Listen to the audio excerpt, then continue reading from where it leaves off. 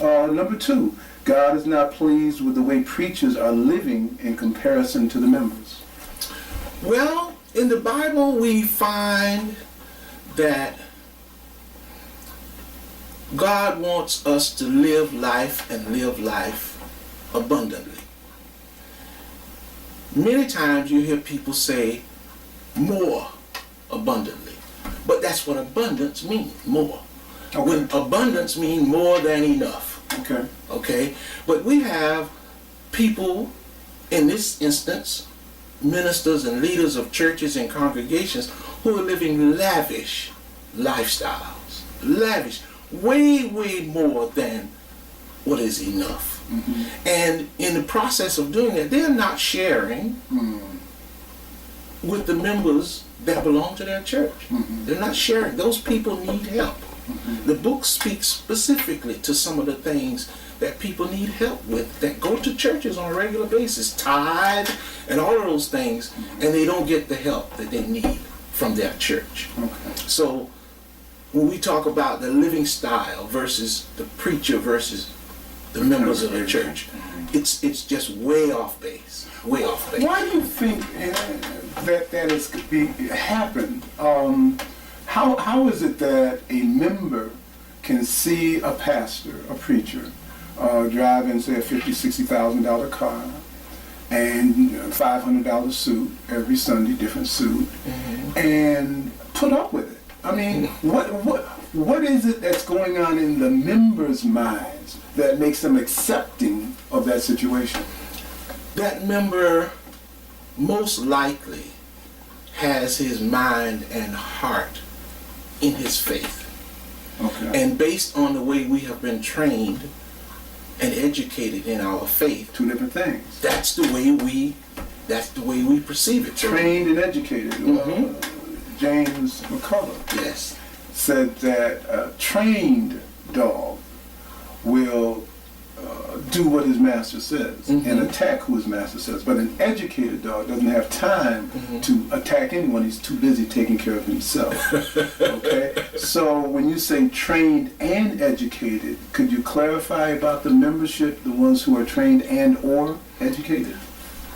There are members in churches who are educated. And when Mr. McCullough used to talk about education, he said it, training teaches you how to do. Okay. Education teaches you to decide what to do. So there are people in the church who are educated. Okay. But because they are connected, they stay connected. And they don't. They know and feel things are not right, but they don't say anything.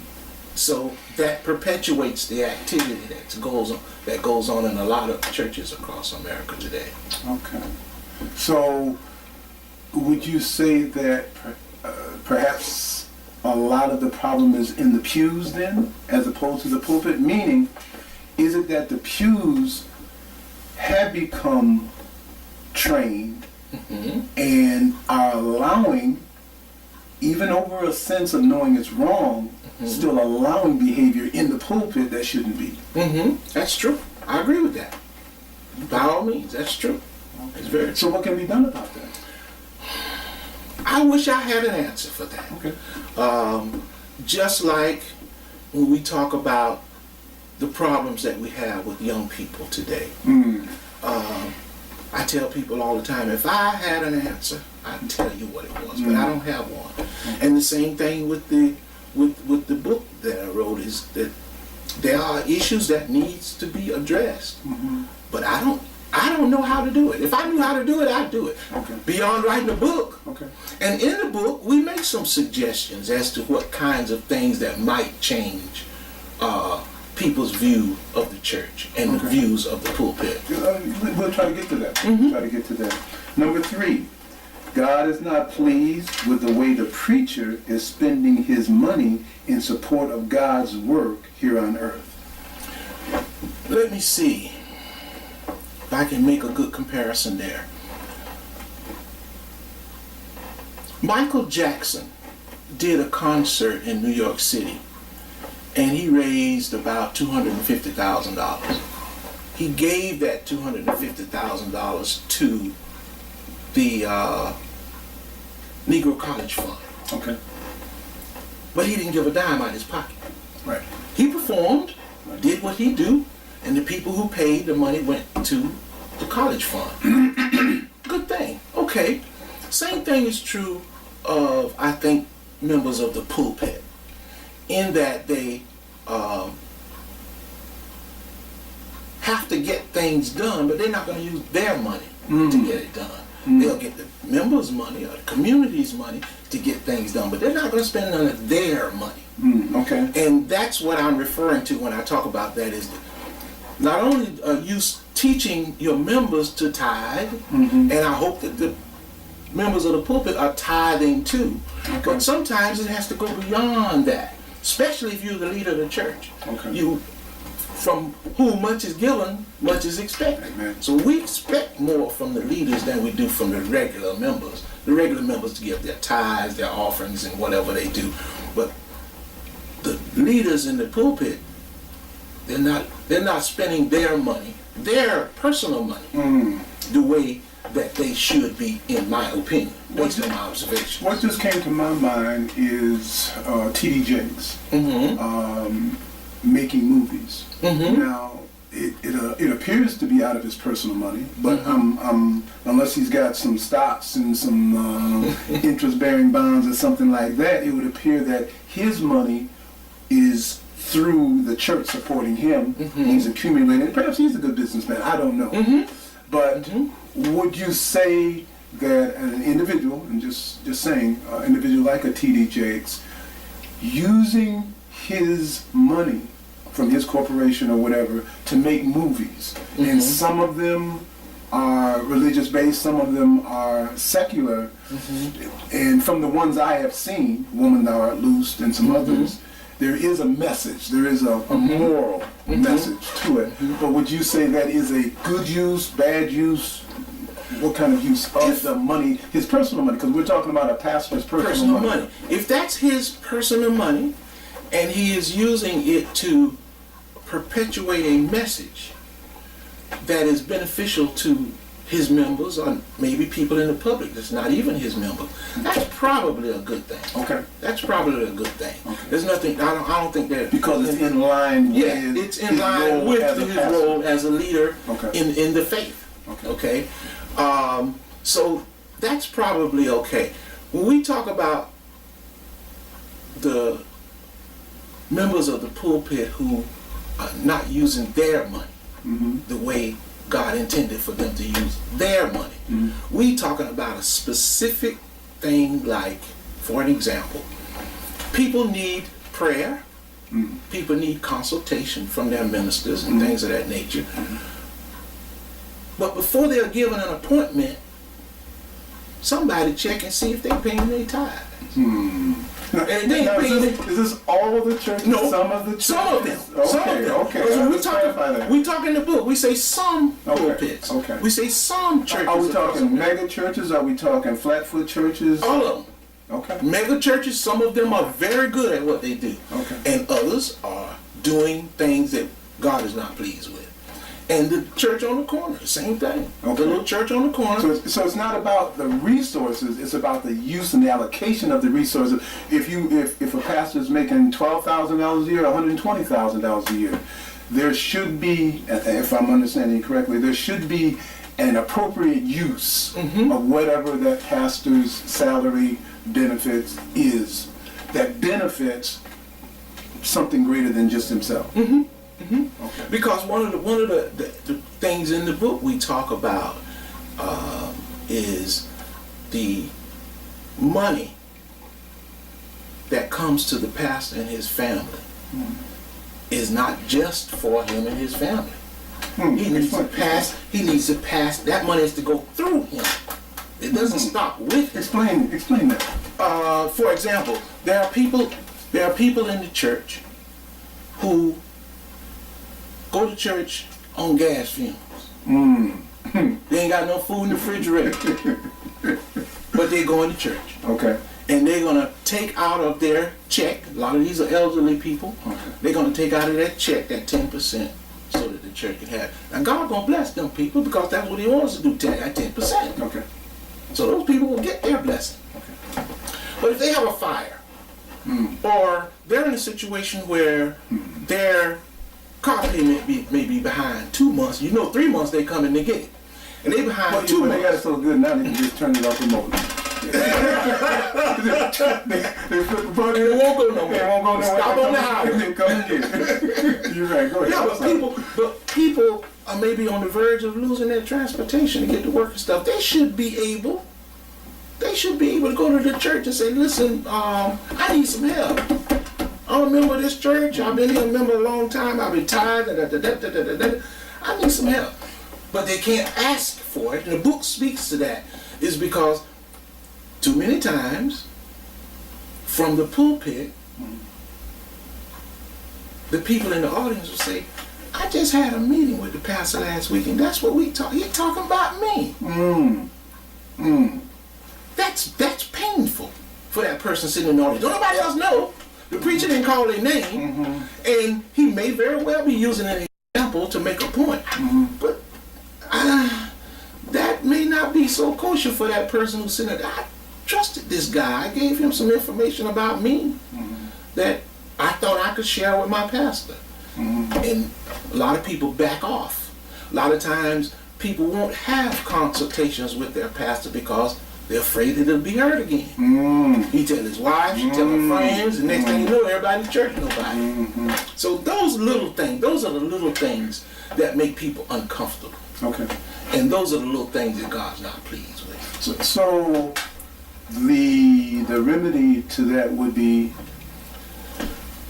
With those kinds of issues, the remedy is just simply when a person comes, a person should be able to go to their pastor or have their pastor come to them. And in many of these large churches where there are a lot of people, the pastors have helpers that go to people's house and talk to them and find out what their situation is, find out what their need is, and determine whether or not the church can help them with their need. That specific need, that's what that money, the church. Instead, they are using this money to build bigger churches. They had a full church in 10 years. All the pews never been full in 10 years, but they want to add some more pews, add another portion to the church. That's the kind of thing that God's not pleased with.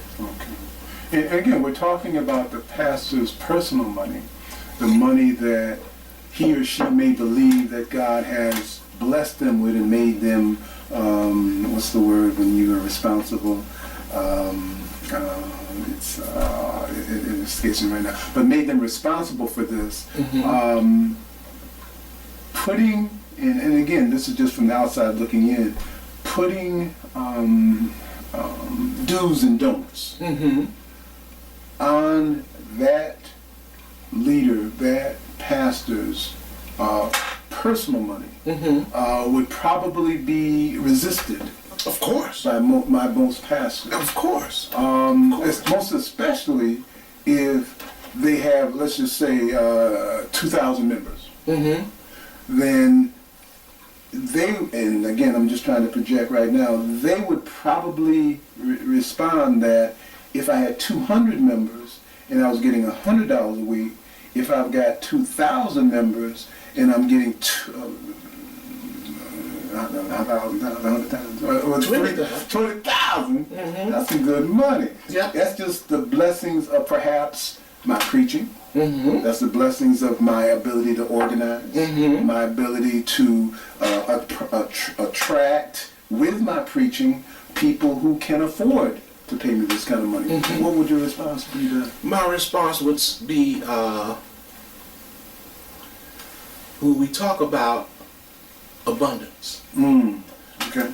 God wants all of us to live in abundance. Because this world, this earth is abundant. He wants us to live in abundance. And he wants us to have more than enough. Not just enough, more than enough.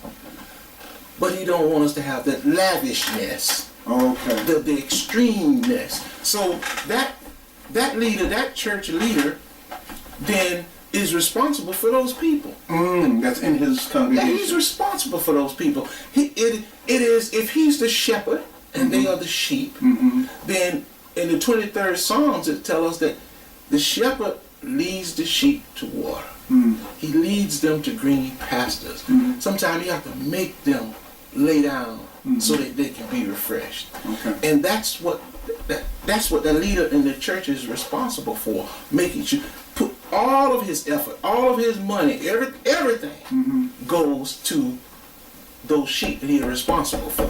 The light just went off. So what you're saying is the blessings that and I'm paraphrasing, the blessings that the pastor has been blessed with should go right back to the blessing, to the blessers. All of If they're in need. yes, And yes. it is the pastor's responsibility to find out where the needs are and to meet them. Absolutely. Okay. Absolutely. And there should be some kind of mechanism in the church. He should live in abundance. And The pastor and his family should live in abundance. okay. Okay. There's nothing wrong with him living in abundance. More than enough. Right. He needs more than enough. Right. He don't need all that other stuff. He can be having So you're fun making a with. distinction between lavishness Yeah. and abundance. That's right. Abundance is more than enough. More than enough. Lavishness is way too much more than Yeah. enough. There's an example in the book that speaks to if your family, whatever number of people in your family, couple of children, whatever the case may be, and 3 fish is enough for you and your family, then abundance is 5 fish. Way too much more. Yeah, but if you got 20 fish, then you need to be getting them fish to somebody who ain't got fish. Okay. Okay. You know what I'm saying? And go down to 5. Yeah. Because you are, once you get those 5, you are in abundance. You in abundance. More than enough. And 20 is lavish. Yeah, that's what I'm talking about. Light just went off. That's what I'm talking about. And you know, and I won't name any names, but personal jets, limousines, condos here, condos there, pastors, ministers, and you know, we know about the personal issues that some have had and rebounding from it. And some members staying with them and say, "That's my pastor. I ain't, you know, I don't care what the media say. I don't care. That's my pastor, and I support him." Light just went off. Making a distinction between abundance, which means everybody is fed and everybody is full and everybody has enough, and lavishness, when the earth is abundant. And the earth can give lavishness, but when a person takes lavishness, then he or she has stepped outside of their role as minister, pastor. When they put that lavishness upon themselves, nothing wrong with the lavishness if you're sharing it. That's one of the problems that John the Baptist had when he was talking to them people out there in the wilderness. Was he was telling them folk that you got a job, soldiers, Roman soldiers, you got a job, you're getting paid. You don't have to be taking bribes and all of that stuff. He's saying that if you got more than what you need, share it with those folk who don't have. But they did not want to share. People don't want to share.